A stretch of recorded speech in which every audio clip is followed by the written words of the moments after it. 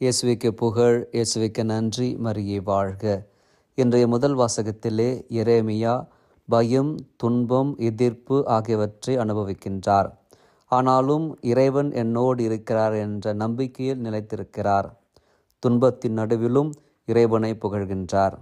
இன்றைய நற்செய்தியிலே இயேசு எதிர்ப்பையும் தாக்குதலையும் சந்திக்கின்றார். தன்னுடைய செயல்களின் மூலம் உண்மையை நிரூபிக்கின்றார். சிலர் இறுதியில் அவரிடத்தில் நம்பிக்கை கொள்கின்றார்கள். இந்த 2 வாசகங்களும் நமக்கு ஒரு அழைப்பை கொடுக்கின்றன. எதிர்ப்புகளிலும் நம்பிக்கையில் நிலைத்திருக்க வேண்டும். நாம் வாழ்க்கையில் சிரமங்களை சந்திக்கின்ற பொழுது சில நேரங்களில் இயேசுவைப் போல உறுதியாக நிற்க வேண்டும்.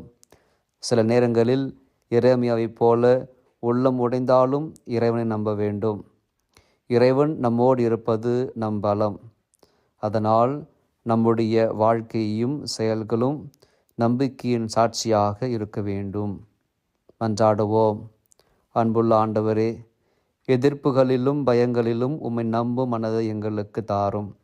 இயேசுவைப் போல உண்மையில் நிலைத்திருக்கவும், எரேமியாவைப் போல துன்பத்தில் உம்மை நம்பவும் உதவி செய்யும். எங்கள் வாழ்க்கை உமக்கு சாட்சியாக இருக்க எங்களை வழிநடத்தும். தந்தை, மகன், தூய ஆவியானவரின் பெயராலே ஆமென்.